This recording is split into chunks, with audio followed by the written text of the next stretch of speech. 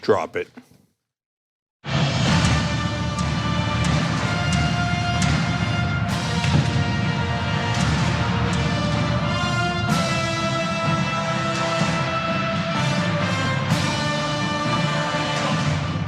All right, awesome show for you guys. Friday Power Panel, John Idaho, Cenk Uygur. Nick Hanauer's here, everybody.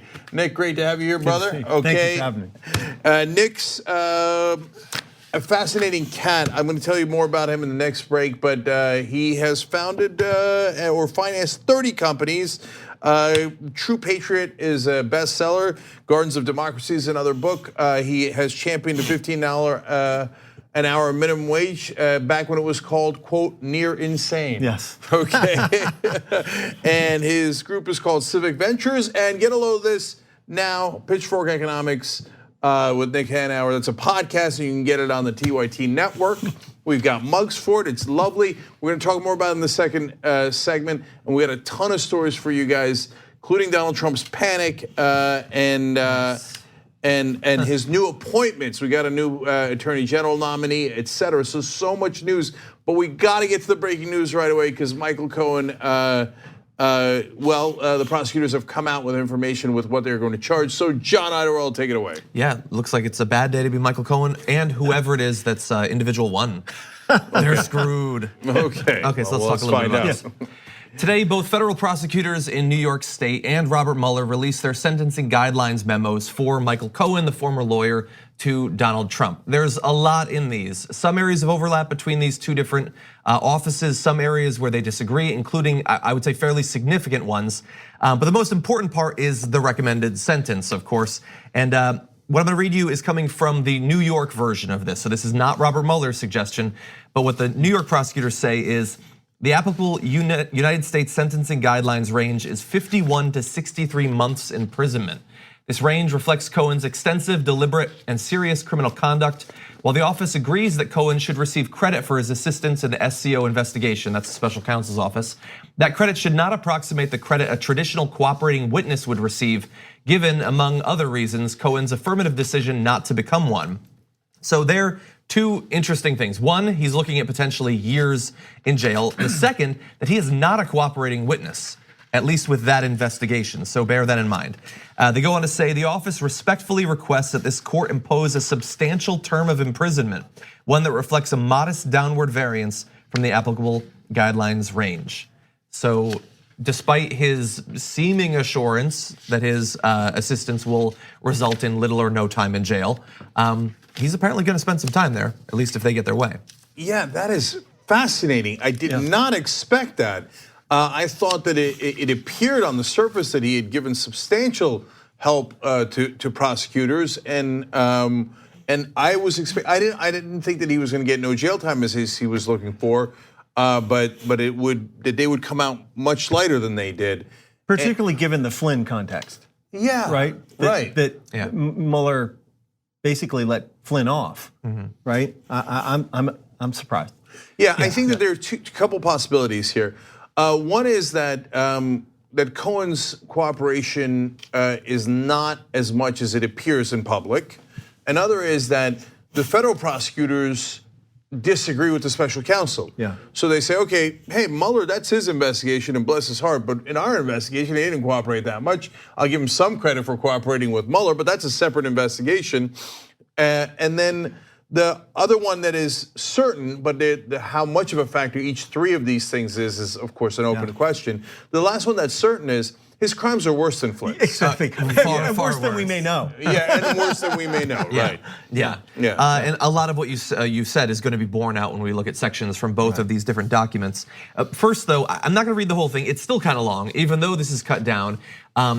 They really lay into Michael Cohen, like more than I would imagine they would in something like a sentencing guideline. They really attack his character, why he committed the crimes that he did, his arrogance and things like that. Here's a small section that gets into some of that. Again, this is from the New York prosecutor saying, Cohen, an attorney and businessman, committed 4 distinct federal crimes over a period of several years. He was motivated to do so by personal greed and repeatedly used his power and influence for deceptive ends. Now he seeks extraordinary leniency, a sentence of no jail time, based principally on his rose-colored view of the seriousness of the crimes, his claims to a sympathetic personal history, and his provision of certain information to law enforcement. But the crimes committed by Cohen were more serious than his submission allows and were marked by a pattern of deception that permeated his professional life. They go on to say a pattern of deception that he also used on friends and family. Yeah. Well, yeah. Go ahead. I mean, for sure, this is a group of people who made lying their business strategy, right? Made taking advantage of other people their business strategy, and this has been a practice for decades in these guys' lives. Yeah, and we've been saying throughout, look, don't think that Michael Cohen was always a good guy and waiting to spring the trap on Donald Trump. No, he was a willing conspirator of Donald Trump all the way to the end when he got indisputably caught. Remember why he turned evidence in the first place. It's not like he grew a conscience. They raided his office, his hotel room, and his house. And in that raid, they found damning evidence. So he was screwed. He had kept the tapes. He had kept a lot of the documents. So, and yes, his whole career was based on being a hatchet man for Donald Trump. So now both things are true. And now they're fighting, right? And Donald Trump says, oh, he's a liar. Yeah, I know, that's why you hired him. That's right, because you're a liar. Right. So I think the only things that Michael Cohen's ever said that are true are the ones that are backed up by the documents, which show that Donald Trump and him were lying together, right? And so now, nonetheless, we're surprised because we thought because the way prosecutors work is that the stuff that John read to you, is that surprising when they're going to sentencing? If the person has not cooperated with law enforcement, it's not at all surprising. They say, yeah, this guy is a terrible guy and greed and lying, etc. Let's throw the book at him. That's what a prosecutor does. When they cooperate, they go, yeah, he's a greedy, lying bastard, but he did give us some good evidence, so go halfway. But this doesn't sound like that, which is what's weird. Well, actually, why don't we turn to that? The extent of his cooperation, again, not with Robert Mueller, but with the prosecutors in New York. They said Cohen repeatedly declined to provide full information about the scope of any additional criminal conduct in which he may have engaged or had knowledge. Cohen only met with the office about the participation of others in the campaign finance crimes to which Cohen had already pleaded guilty. Cohen specifically declined to be debriefed on other uncharged criminal conduct, if any, in his past. Okay. So there it is. There it is. And they knew he had done a ton of dirty stuff that extended beyond what they knew about. They expected or hoped that he would come clean. He clearly declined. So they were like, okay, fine. Throw the book at you. Yeah, and so there's one other element to this, right? So am I surprised that Michael Cohen did not automatically admit to crimes they did not have documentation on? No, of course I'm not surprised by that, right? And so could he have admitted to more crimes? My guess is dozens more, right? Lots. So now, but those crimes break into two different categories, which leads to the last part of I think what is the really interesting possibility here. So one is personal crimes, like the taxi cabs that he ran apparently illegally, et cetera. We haven't even gotten into that yet. So he did not reveal that information about his personal crimes. Not surprised, and not that relevant to anything else, okay? But the second set of crimes about what he did with Donald Trump that we don't know about. So we know about the campaign finance violations, the payments to Stormy Daniels. In the documents that they seized were recordings of Trump and Michael Cohen talking about paying off Stormy Daniels and the others and how they were gonna move the money around. So he was toast on that stuff. But he apparently did not give him information on other things they might have done together. And remember, they ran a ton of scams. I mean, Trump University is a tip of the iceberg. He already had to pay $25 million in a civil suit for that. Donald Trump did. Total scam. Almost every operation he ran had some criminal part to it. He had the same lawyers as the mob did. He'd use undocumented workers, which has now come up again today. But to me, the mother lode that I've talked to you guys for about 2 years straight here is money laundering. And Russian money laundering, exactly, because they were the only ones who were willing to let him borrow money, but at what cost and for what reason, et cetera. Now, so that leads us to the important possibility that prosecutors saying, hey, okay, you gave us the things we had and we appreciate that, and so we're not gonna throw the entire book at you. But if you thought you were not gonna get any prison, still keeping the other secrets, you're very wrong. So if you'd like to actually get no prison, we'd like to know about the money laundering. Yeah. Right, and I say money laundering, but it could be, I don't know their secrets. That's my best guess based on publicly available evidence. But the prosecutors probably have more, and they're like, give me more, we know you have it, otherwise you are going to prison. Yeah, and I guess, so you sort of got into this, but I feel like we should make this really clear what is in this document. I know not everybody's gonna read it through. One was 40 pages, the other was at least 7 pages, it's all legalese and everything. But one part is summed up in a tweet by Kyle Griffin.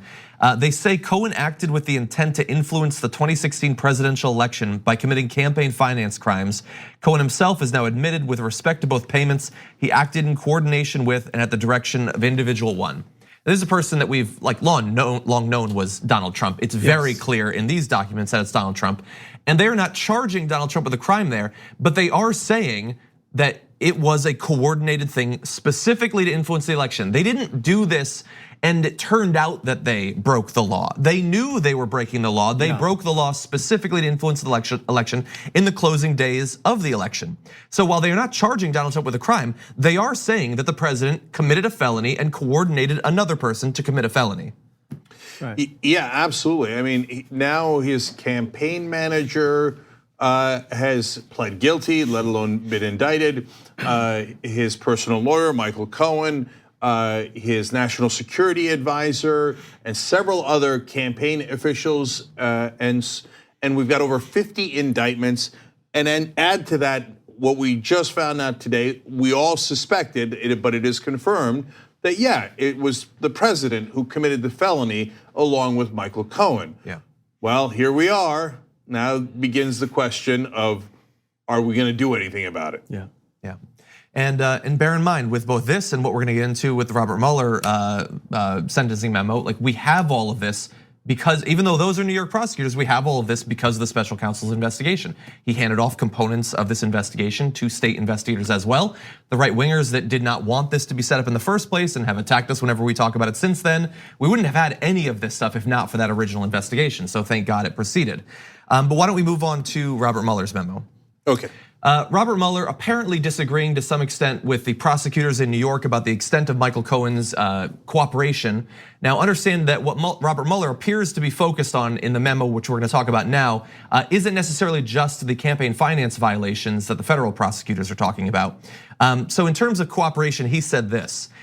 Michael Cohen also has gone to significant lengths to assist the special counsel's investigation.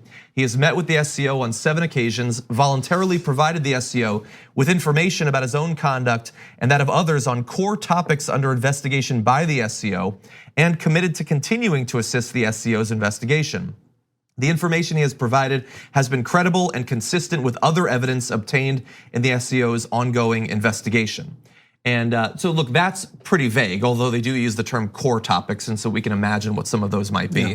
They do give some specific examples as well, and part of this ties back to a topic that came up about a week or two ago, and that was the Moscow Tower project for Donald Trump. And Mueller says this: the fact that Cohen continued to work on the Trump Tower Moscow project and discuss it with individual one well into the campaign was material to the ongoing congressional and SCO investigations, particularly because it occurred at a time of sustained efforts by the Russian government to interfere with the US presidential election. And so that is apparently one of their core concerns. It came up just a couple of weeks ago, but it is something that they have apparently been talking about. And it's interesting, they point out in pretty stark detail how originally when Michael Cohen was working with that office, he lied about it, not just publicly, but also to the SCO. It was only after some evidence was presented that he had been lying that he switched up his story and began to say things that turned out to be credible and consistent with other sources of information. Yeah, so now let's look at analyzing what Mueller is saying as opposed to the federal prosecutors, because Michael Cohen charged by both, okay? So the federal prosecutor is not happy with his cooperation overall. Mueller more happy about how he cooperated with the core investigation. Now, what does that mean? My sense of it, based on the overall context, is Mueller views the core investigation to be related to the election. So if you're talking to the Russians about the Trump Tower in Moscow during the election, that's related to the election. If you're having meetings with the Russians and then lying about it, as Michael Flynn did, that is related to the elections. If you colluded in getting stolen emails from the Russians, that is related to the election. If you had other crimes, which Cohen and Trump have done, it appears based on publicly available evidence for decades, well, that's the federal prosecutors in New York, and that would be their business and not Robert Mueller's business as the special counsel. Now, and that is why he handed off some of those stuff to other prosecutors. Now, among those crimes might be, as I've been saying all along, money laundering for the Russians. Now, I think that would be related to the investigation if it turns out he owes them money, or he's done favors for them, or they've done favors for him. But this indicates, and so the not great news, if you ask me, is that Mueller did not perceive his mandate to be anything beyond this specific election. So if Trump was in bed with the Russians before the election, he apparently, I might be overanalyzing, but based on this information, it appears that he thought that was outside of his mandate. Not that you shouldn't do anything about it, but he handed it off to federal prosecutors in New York where those crimes might have been committed. Yeah.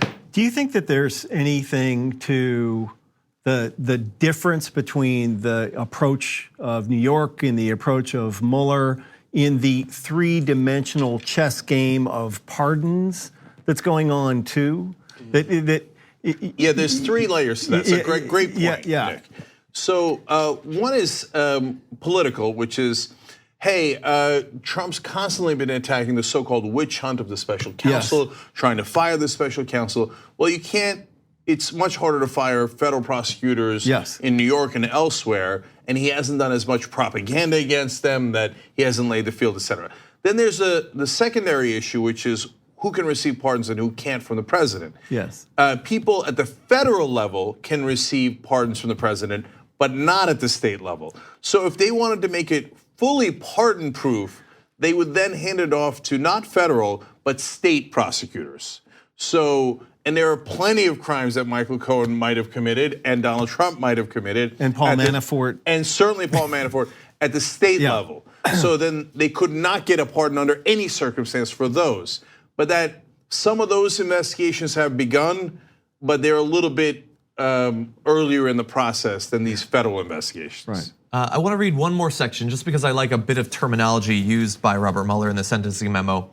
This is again about the Trump Tower Moscow project, and Mueller says, in or around November 2015, Cohen received the contact information for and spoke with a Russian national who claimed to be a, quote, trusted person in the Russian Federation who could offer the campaign, quote, political synergy and, quote, synergy on a government level.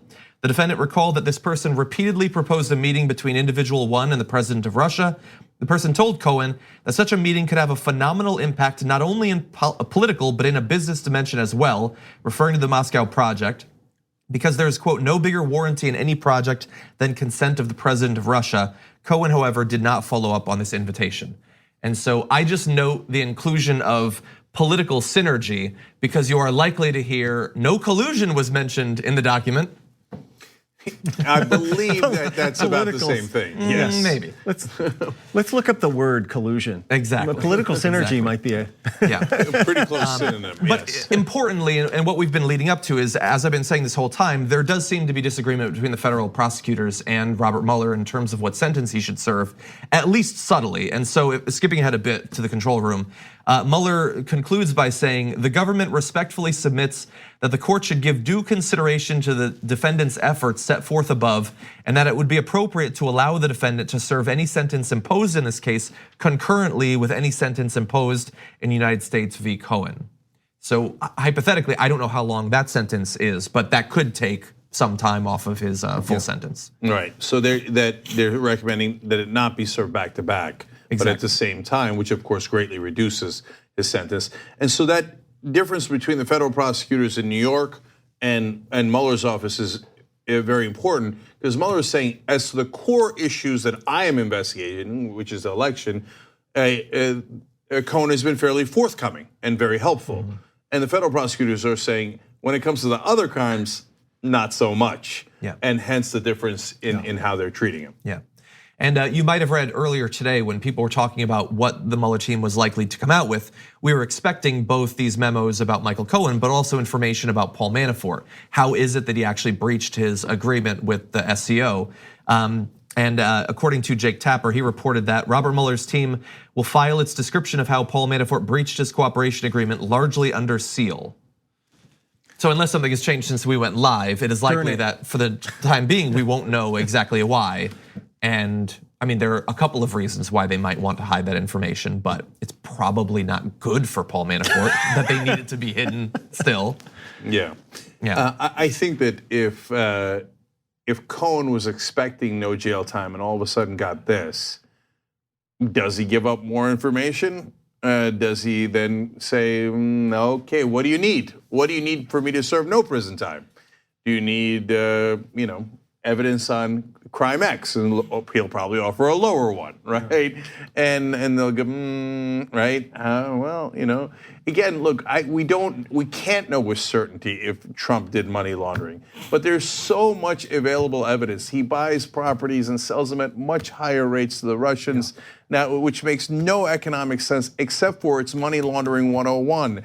He works with the same exact banks as the Russians. He puts his money in Deutsche Bank, what was called the global laundromat. Okay, that's how much money laundering that the Russians did through Deutsche Bank, and Trump was in the same bucket. By the way, Deutsche Bank information is now in Mueller's hands.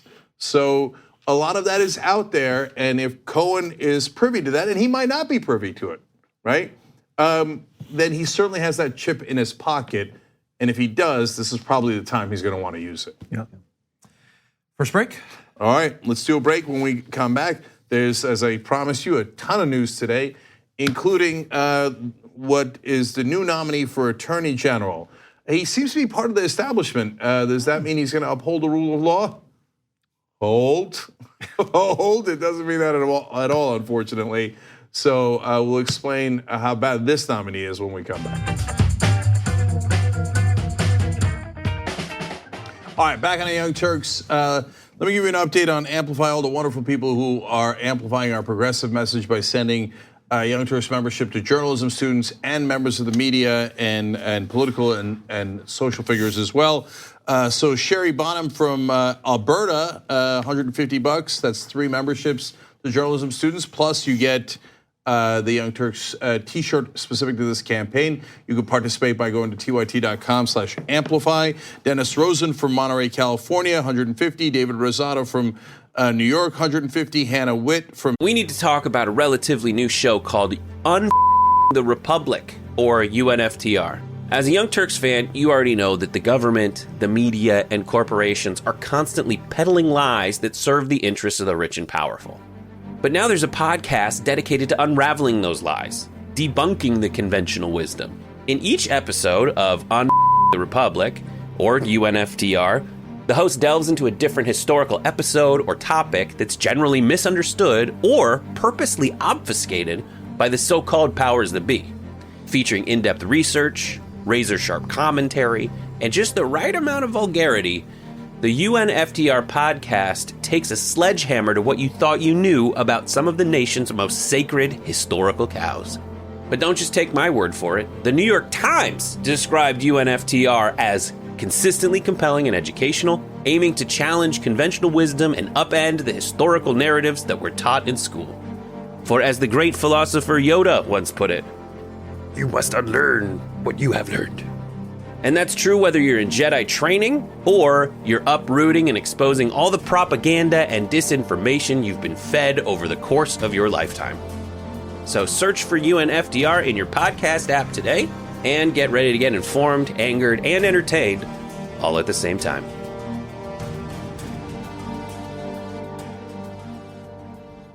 Hastings,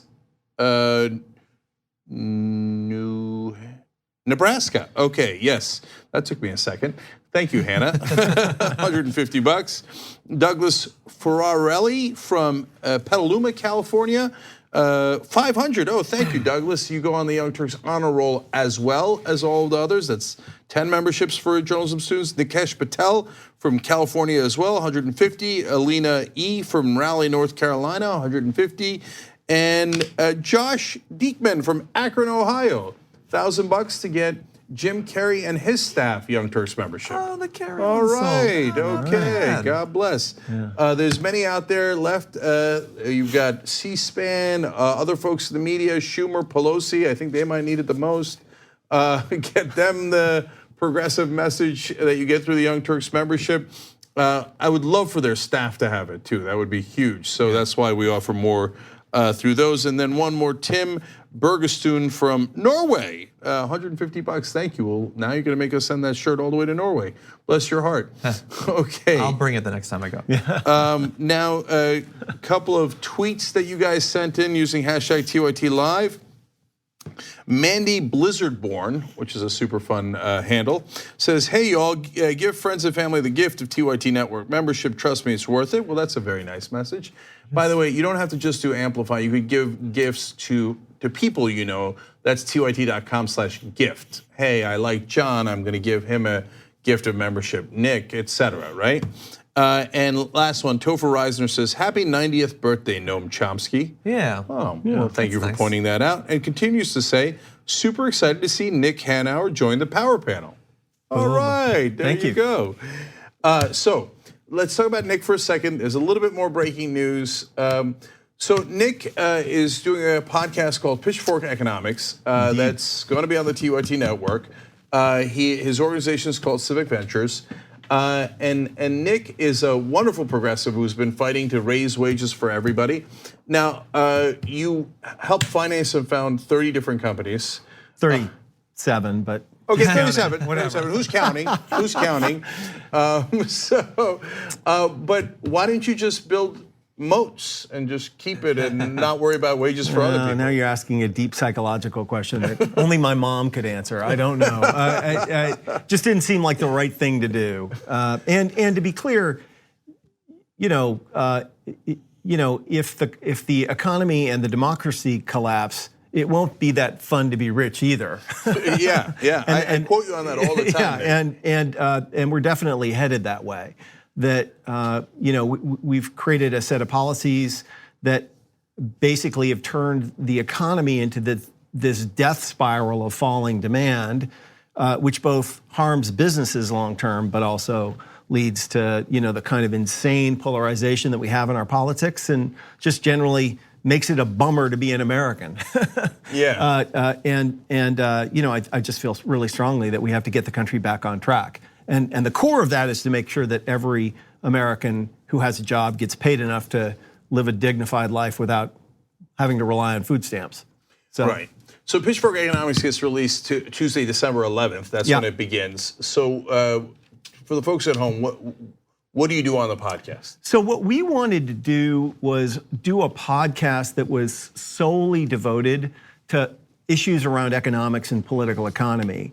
And to highlight the ways in which our, all of the conversation around economics in our country, both on the right and left, has been hijacked by a bunch of terrible neoliberal ideas, neoclassical economic and neoliberal ideas. And the simple truth is that a lot of what passes for economic orthodoxy is simply nonsense, a story rich people tell poor people. You can think of neoliberalism really as a protection racket. When somebody like Paul Ryan says raising wages kills jobs, it sounds like a claim on objective reality. What it really is an intimidation tactic masquerading as economic theory. There's no empirical evidence that raising wages kills jobs, but if you scare the heck out of working people that it will, it's a great way to keep profits high and wages low. And the problem is that even a bunch of economists on our side still believe those things, that they grew up with neoclassical economics, the idea of equilibrium, homo economicus, all these old bad ideas. And if you take those ideas seriously, the claim raising wages kills jobs seems intuitive and true. It just turns out that on planet Earth, that doesn't obtain. And so somebody needs to confront those terrible ideas, disaggregate the lot of them, and knock them down one by one, and give people both the awareness that they're being told a lie, but also the confidence to push back against those terrible ideas and advocate for policy that actually will benefit, working and middle class people in America. Yeah, and if you watch the show frequently, you'll hear me quote Nick from time to time because he's got a great way of framing things. And so I love what he just said there about how it's going to cost you your job. It's really an intimidation tactic. Yeah. That's why they do it. It's not a real economic principle, or certainly not backed up by the facts. No. It's just a way to It's a scare negotiating you. strategy. Yeah. You ask for a raise, I threaten to fire you. Yeah. Yeah, this is the But oldest. it's exactly, but the way that Paul Ryan and the Right. Republicans do it, it's writ large. Yes. Like on a macro level. Exactly. We're going to threaten to fire all of you. Exactly. So you ask for a raise, I threaten to fire you is the oldest trick in the business person's wage suppression handbook, right? It's just that when Paul Ryan says raising wages kills jobs, he spares people like me from having to have the pesky one-on-one conversations, right? Yeah, right. It's just a way of instantiating a lie and a narrative that keeps working people poor and very rich people rich. And the thing is that people need to hear it that way. And Cenk, what we have to do and what you do that's so useful is you're turning fear into anger. and that's the way, and that's the way you create change. When people stop being afraid and they start being angry, that's where change comes from.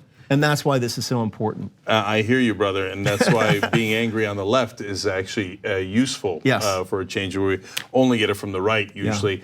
Yeah. So that's going to start on Tuesday. Obviously, my guess is a lot of you liked what Nick just said. You're going to get a lot more of that on the podcast, so please check it out wherever podcasts are available. By the way, his books are also The True Patriot and Gardens of Democracy, and I think you'll love those too. Cool. All right, more breaking news, John. Yes, actually tied right back to what we were talking about before the break. It has now been revealed what it is that Paul Manafort is alleged to have lied about that broke his cooperating agreement with the Mueller investigation. Mueller has released a memo. We have the text of it here saying that he told multiple discernible lies. These were not instances of mere memory lapses, they say, and that he was apparently lying to prosecutors about his contacts with an associate who has Russian intelligence ties and his contacts with the White House while he was under investigation. Shocking. Shocking. So I had thought that we weren't going to get access to this. There had been some indication earlier today that we would not. We did, sort of. I would love to give you more specific information about what he lied about, but as you can see, it is going to be difficult to discern much when it's all redacted.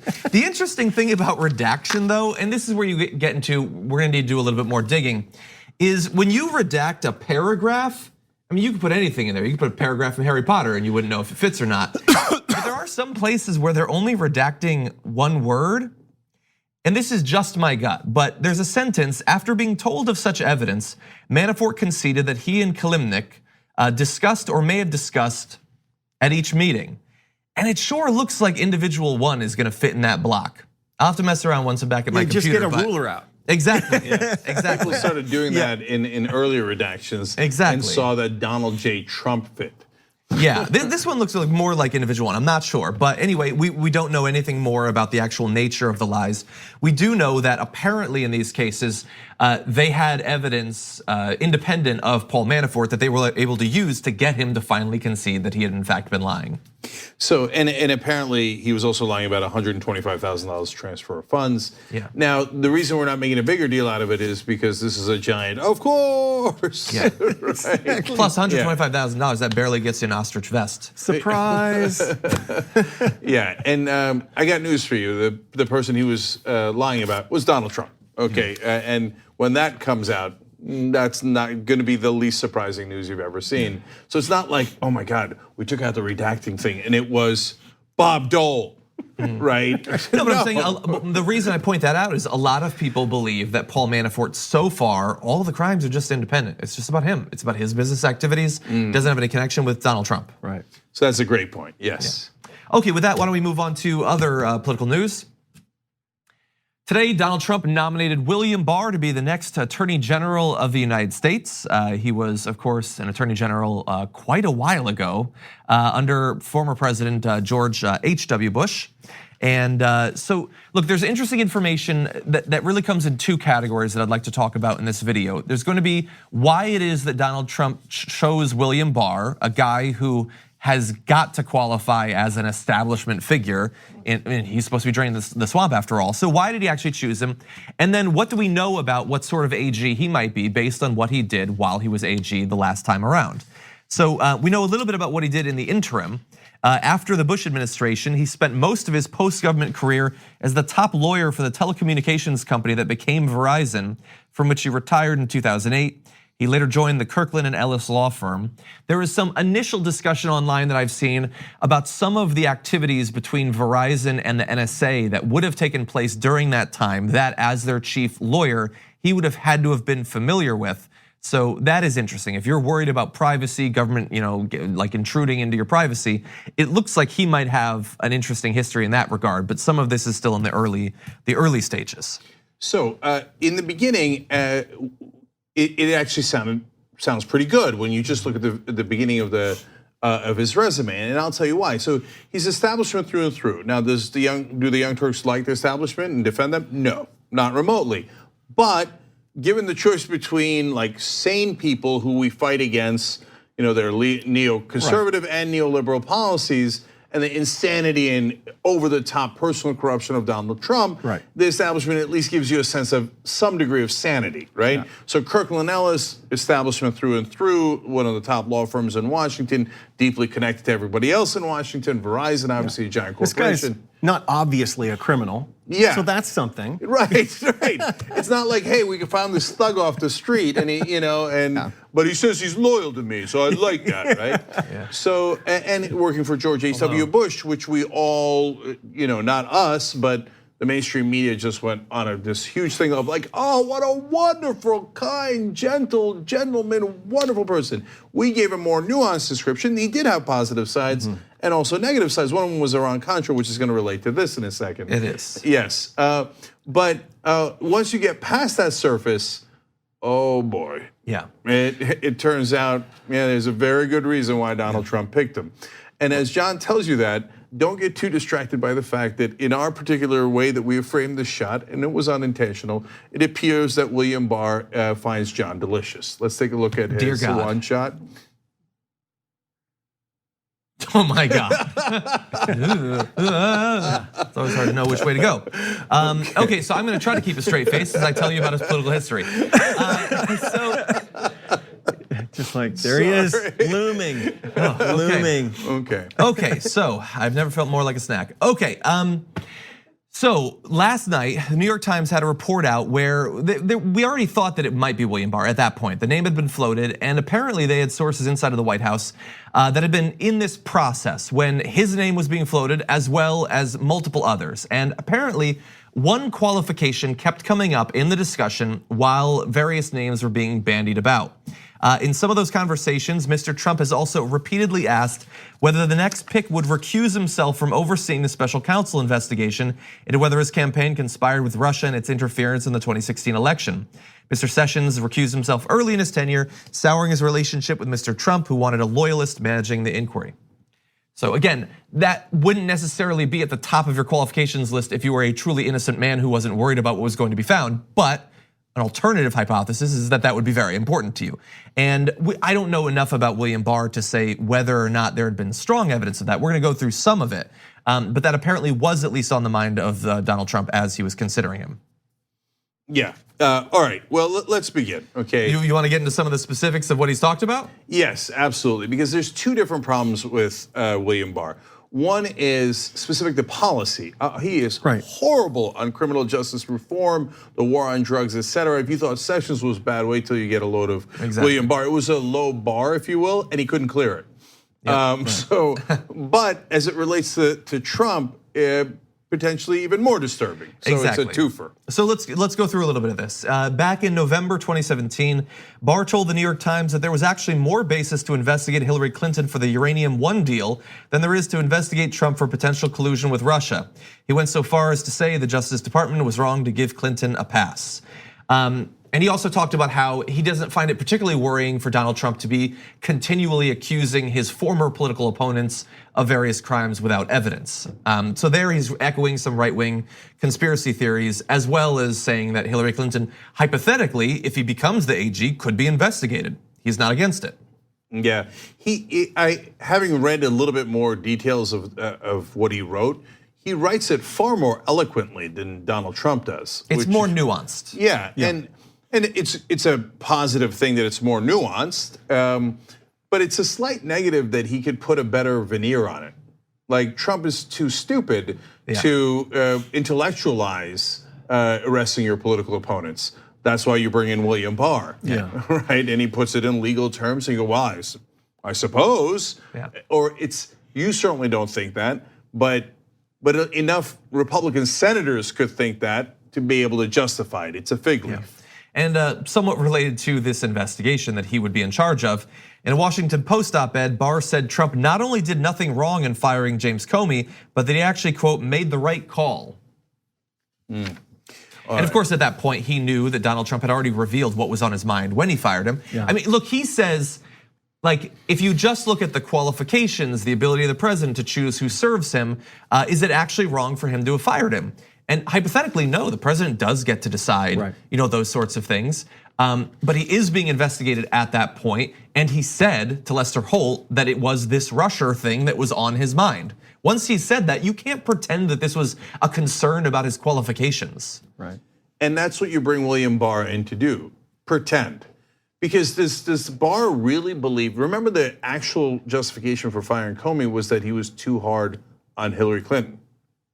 That's what the memo that Rod Rosenstein wrote that Trump theoretically initially relied on. They said, well, I mean, he shouldn't have done that press conference announcing that Hillary Clinton had done terrible things, even though he was not going to recommend prosecution, because that's normally the attorney general who would handle that and not the FBI director. So he was out of bounds, and that's why we're firing him. That is a technical reason why you could fire him, but no one on the planet actually believes that's why Trump fired him. Right. And besides which, we're not having that conversation anymore because the knucklehead on national TV said, "Oh, I fired him because he was looking into me." Oh yeah, about the Russia investigation.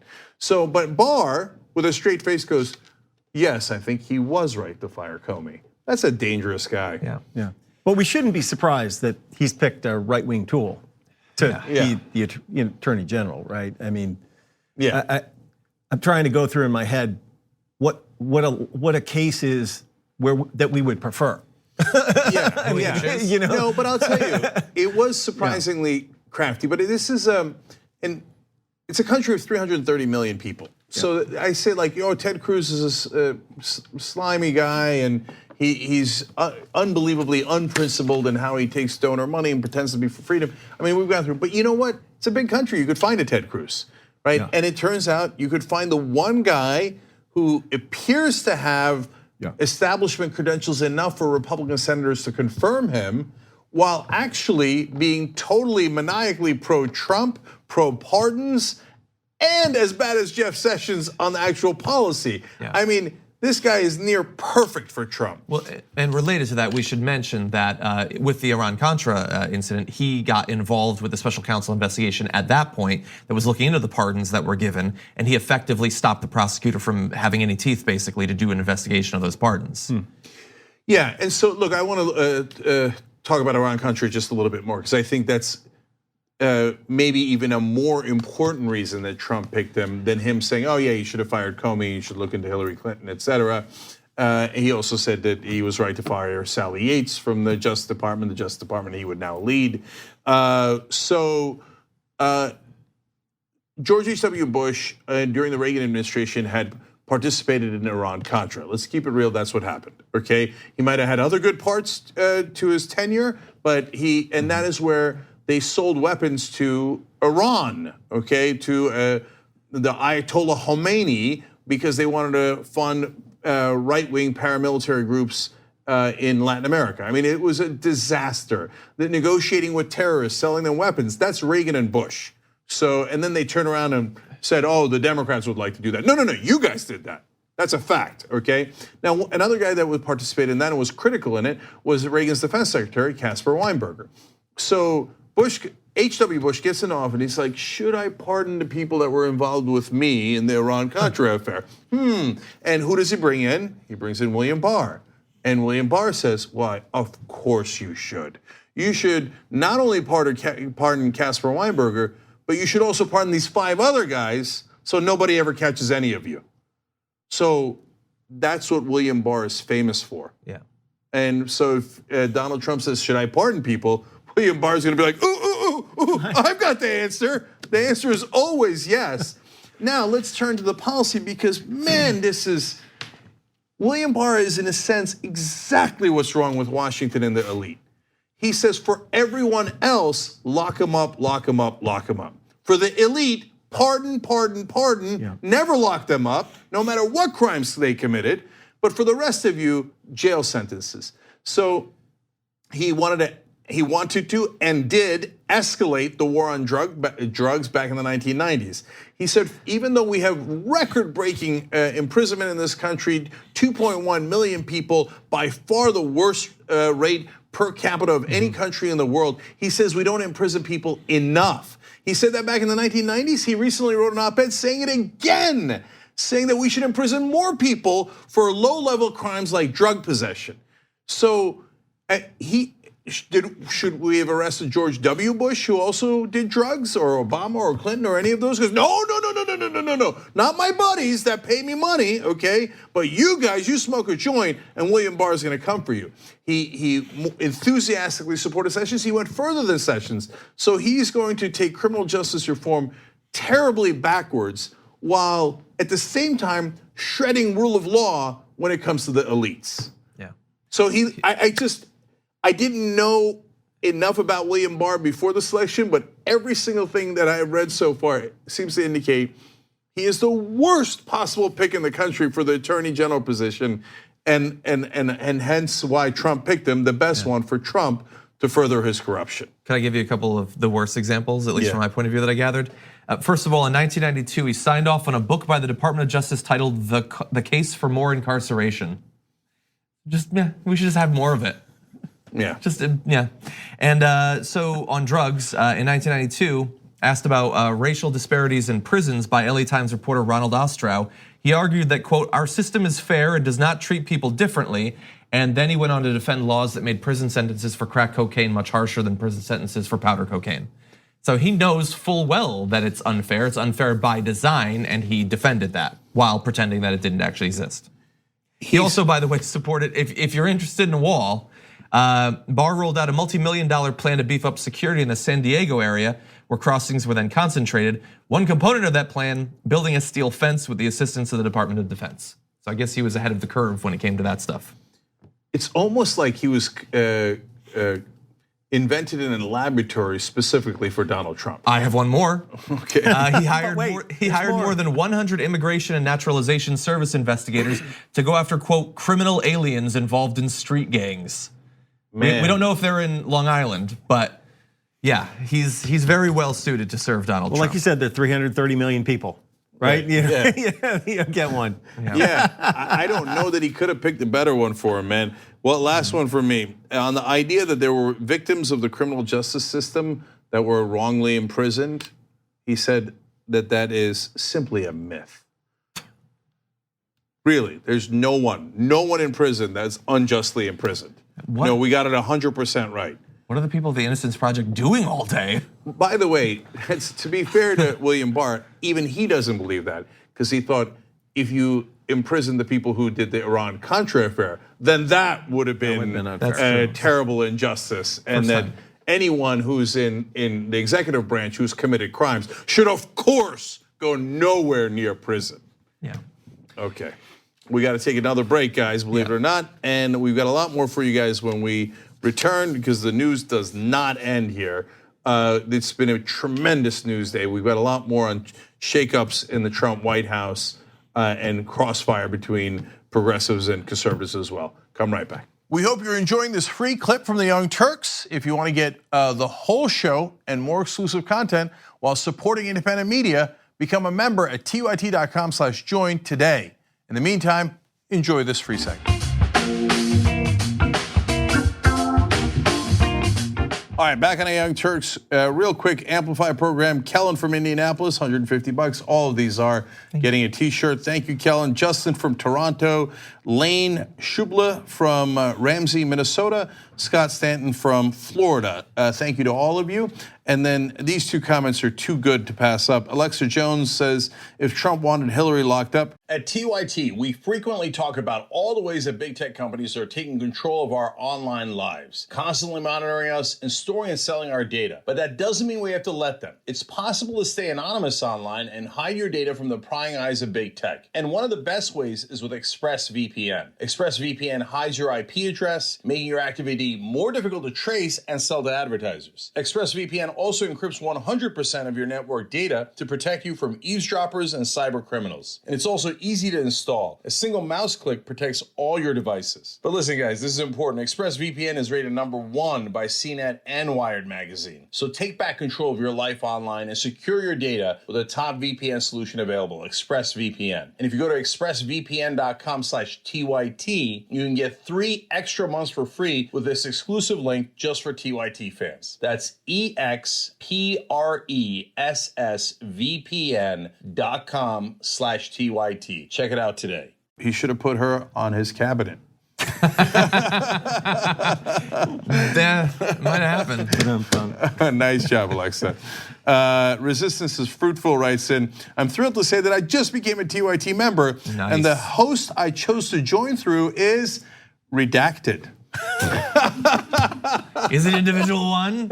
Also very funny, thank you. And by the way, I just saw the numbers. I'm pulling away from John, and Anna, while on vacation, continues to pull away from me. You can sign up for membership through one of the host names, Nick, and Anna's just sitting somewhere crushing us. Apparently she's pretty popular. I'm so sorry. So are we. All right, what's next, John? We should also be careful because she might be watching. Yeah. Okay. Okay, let's move on. Donald Trump has a surprising pick to become the new UN ambassador. Here is part of his announcement. Heather Nauert, somebody that we know very well, who's done a great job at as working with Mike Pompeo and others over at the State Department. Heather Nauert will be nominated. She's going to work with Nikki Haley to replace Nikki at the United Nations. She'll be ambassador to the United Nations. She's very talented, very smart, very quick, and I think she's going to be respected by all. So he says that he knows her well, and he should. She was a host on Fox and Friends, and that might explain why he's familiar with her. Of course, she has been working with the State Department. So while she doesn't have any direct foreign policy expertise, in statements about her, they've talked about her years of talking about politics on the news, which means that we're all qualified to be ambassadors, I suppose. And that's why I'm not going to argue against her. Yeah, exactly. I think she is eminently qualified. There you why go. wouldn't someone talking about politics be qualified for important positions in the government? Yeah. She, in addition, she oversaw public diplomacy at the roughly 275 US embassies while in a position, communications position, also helmed the Global Engagement Center that combats extremist messaging. So over the past year or so, she has been doing the sort of work that potentially sets you up for something like this. Yeah, at least at the State Department, I guess. Well, that's my point. Let's be clear, this is just another great example of Donald Trump choosing a loyalist for a key position rather than a capable public servant. And Nick, it's as super sad. Yes, and Nick, as usual, he backs you up accidentally by admitting it. Here's another quote from Trump. He said, "She's excellent. She's been a supporter for a long time." But that's not a qualification for UN ambassador, right? Well, I mean, you're not like, even if you thought that, you're not supposed to Say it out loud. That's your interior.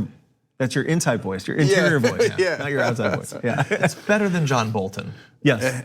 Well, that's true, and that's what George W. Bush did. Look, a lot of people like to whitewash the Bushes and other people that were part of the establishment. Bush, to this day, still worse. Iraq War, 2008 crash and Hurricane Katrina. Now, Trump might have tied him on dealing with the hurricanes, okay? But if you looked at the stock market this week, trying to catch him on the 2008 crash, but has not started a war that's killed hundreds of thousands of people. Bush had 6 years on him. Yeah, to be fair, that's true. Screw-ups per minute, Trump probably is winning. Yeah. The Hurricane Maria response is just awful. I mean, thousands of people died, so yeah, pretty bad. And then of course the other news is that John Kelly looks like he's going to leave in a couple of days. He's the chief of staff for Donald Trump. I think that one is far more important than this one. I mean, him putting a Fox and Friend person into a super important role. Like, we've gotten used to the madness. Like, it's like, what's the famous thing that people say, like, about Trump? If you build a circus, you shouldn't be surprised that a clown showed up, or you hire a clown, and of course you're going to get a circus, right? So we're in the circus. Everybody knows that, right? Yeah. But John Kelly, as the chief of staff, was supposed to be a ringmaster that kept things under control, so the lions wouldn't eat people at the circus. And look, I got a lot of issues with John Kelly, and he went along with 1,000 things that Donald Trump did while supposedly controlling him. So I don't think that he comes out of this looking good at all. No. But if you take him away and you put another incompetent loyalist in, oof, man, brace for impact. Yeah. I mean, both for the country in terms of more disastrous decisions being made, but also for the Trump administration, which I suppose is a good thing. I mean, they are going to veer. They're already out of control, but this is going to be completely out of control and perhaps off the cliff. Maybe you can bring Corey Lewandowski back. Well, I mean, they're considering Nikki Ayers, who's a loyalist, vice president. But there were reports that they were considering Lewandowski. Yeah, and Lewandowski is a glorified thug, right? and so to us, that's a problem. Yeah. For Trump, that's the solution. Yeah. So when that shoe drops, it'll be interesting to see. Yikers. Yeah. Apparently, one super last thing on it, that John Kelly. Apparently, the reason Trump has not been able to fire him yet is because since it's his chief of staff, he has to do it. Normally, he just has the chief of staff do the firings. He's afraid. He is. Yeah. Literally, inside reports saying he's a 4-star general from the military, so Trump's intimidated and afraid to do it personally. Oh, he's such a little child, such a sad, sad little child. Yeah. Okay, what's next, John? Okay, we're going on? I think so. Why? Okay. Do more? Okay, no, we'll do it. Donald Trump Jr. decided to sign up to be the latest Republican to be dunked on by Alexandria Ocasio-Cortez when he shared an offensive meme about her on Instagram. If we could bring this up. This is what the son of the president put up. Quote attributed to Alexandria Ocasio-Cortez, "Why are you so afraid of a socialist economy?" Trump saying, "Because Americans want to walk their dogs, not eat them." Of course, she didn't say that and he didn't say that. None of it makes any sense, but Donald Trump Jr. is apparently contractually obligated to be no smarter than his stupidest fan, and that's what he put up there. So look, we can respond to that and we will, but thankfully she also did too, saying, "I have noticed that Jr. here has a habit of posting nonsense about me whenever the Mueller investigation heats up. Please keep it coming, Jr. It's definitely a quote, very, very large brain idea to troll a member of a body that will have subpoena power in a month. Have fun." She's too good. She's too good. So there are very credible reports that Donald Trump Jr. might be indicted. That was being discussed on Fox News as Judge Napolitano was talking about it. Then he said, well, Donald Trump Jr. says he's not going to be, so I guess I take him at his word, which to me meant he doesn't know what he's talking about, right? Yeah. And so, but do I know for sure that he's going to be indicted? I definitely don't know that.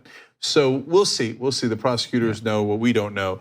But certainly that possibility exists. And even if he's not indicted, the House has subpoena powers, and they could bring him in front of the House and ask him tough questions about his previous lies while under oath. Exactly. And that the lies are crystal clear. So he could be in a world of trouble. And I hear from Republicans that lying under oath is an impeachable offense. Now, Donald Trump Jr. is not going to be impeached. He doesn't have political office, but it's still a crime, and apparently a very serious crime if you listen to the Republicans. Yeah. So not a good idea to stir with that hornet's nest. Not the first time Jr. hasn't had a good idea. Yeah, now supposedly Republicans like counterpunchers. That's what I hear over and over for the past 2 years, but they didn't like AOC going after him, so they attacked her. She responded by saying, for the GOP crying that this is a threat, I don't have power to subpoena anybody. Congress as a body, GOP included, has the power. No individual member can issue a subpoena unless they're a chair, which as a freshman, I can assure you I will not be. Also must be under purview. So look, clearly she was joking. Now, it seems more like a credible joke because he has committed crimes that could conceivably see him be indicted, which is really more of his fault than hers. But she was attacked by it, and some of the attacks, by the way, were particularly vicious. One conservative journalist, Michael Moats, tweeted, "There's a new standard in Congress. Bees will subpoena you if you troll them." So he said that. She responded saying, "Wow, a Republican journalist calling me the B word as he deliberately misinterprets my statement. Awesome job. How many female leaders have you covered in your career? I'm sure your coverage was very fair and not subconsciously biased at all." But what's interesting is that name was familiar to me when I saw it, actually. It turns out he's been in the news a couple of times, this Michael Moats. And actually recently for using the B word in regard to a person that we're very familiar with. So you might recall Nomiki Konst was on Tucker Carlson's show and clashed with him, made him look bad. Conservatives did not like that. And so he actually tweeted this at her. "Something tells me you're a liberal bee." She stood up for herself. She was opinionated, so he attacked her. No, but let's focus on that one for a second, because in the Ocasio-Cortez one, you could make, and I'm sure the right wing will make this excuse, of like, nah, he's using colloquial vernacular. Sorry, the right wing couldn't possibly say those words. But like, oh, he's being hip, and he doesn't mean in a reference to the fact that she's a female. Well, in the Nomiki tweet, there's no other interpretation. It's not a reference to any rap. It's not anything hip. It's just like, I don't like you. I don't know why we're saying, can we not say, I think we can say it. Can't we say the word? I think we can, I feel uncomfortable. You feel uncomfortable saying it? No, but I want to give it the power that he intended it with it. I mean, he said, something tells me you're a liberal bitch. What? Where's the fun? Where's the joke? Where's what? Like, no, you hate women. I mean, what an unbelievably weird thing to say. There's not a lot of irony there, I don't think. Yeah, there's no winking, there's no irony, there's no nothing, right? Yeah. Yeah, the issue with him though isn't just that he's now called two of these women who are opinionated. It's weird, that's the women, they get him riled up like that. That he's called them bitches, there, I'll say it. It's that he is drawing attention to himself. And usually, if you're a conservative journalist, you want that. Any attention is good attention, unless it gets you in legal trouble. And the thing is, Michael Moats actually has a questionable past, not just around slang, but about other things he's said. He was in the news a couple of months ago, back in October, headline, "Teenage women allege that Michael Moats sent them inappropriate messages." And that was reported by Jared Holt, who's actually been on the Damage Report. And if you go and if you read that article, there are a number of women who communicated with Jared Holt and showed conversations they had with Michael Moats where he, full well knowing that they were underage, was attempting to proposition them. So hypothetically, it may not be a good thing for him that he's drawing a lot of attention back to himself right now. Maybe that's what's making him bitter, right? Like he's like, what? Now I'm not allowed to sleep with underage girls. Yeah, that's right. Okay. By the way, this is the big guy. He's like throwing the B word around really strong. I tweeted like a short response to one of his things. He blocked me instantly. Strong man there, strong man. You know what they say, fragile masculinity. Exactly. Right? Yeah, exactly. Those are the Trump voters. Yeah. Actually, there was a great study on that in the Washington Post. I know. On the Damage Report this week, I interviewed the lead researcher on it. I know. Fascinating. Yeah, and one more thing along the lines of what Nick was saying. I mean, get a load of how easily the conservatives are triggered. So Donald Trump Jr. does this outrageous thing about eating dogs and theoretical reference to Venezuela. But in reality, of course, Ocasio-Cortez, to the substance of the issue, is in favor of socialism as it is practiced, for example, in Northern Europe. I don't believe they're eating dogs in Norway, right? But they never mention that because that's white people, and they want to scare you with, oh, scary brown people in Venezuela, right? And so he does this outrageous attack, and they're like, yeah, we're the attacker, yeah, right? And she then claps back, right? And says, oh, how could you? That's not fair. That's not fair. Subpoena power. She's being unfair. Daddy, I need a safe space. Yeah. Oh God, you guys are so tough, and you prove it every day. I think the fragile masculinity thesis is very, very strong. I think quite a lot strong. of explanatory power there. Robust. Yeah, by the way, yes, that's us laughing at you. All right, Nick Hanauer, everybody. Pitchfork Economics, it starts on Tuesday, and as you can tell from his commentary here, I think you're going to absolutely love it. Thank you for being part of the TYT Network, and thank you for coming in today. Appreciate it. And John, everybody check out Damage Report. That's our morning show. All the members can watch it live. You can watch the video. You can get the podcast. We got a great hour coming up for you guys. The Bundys are back, but with the biggest twist. I did not see this coming, okay? So wait till you see the Cliven Bundy, Eamon Bundy, you know, the bad guys in Oregon and Nevada, and a huge surprise twist in that story. And Nomi Prince will be joining us as well, so we'll be right back.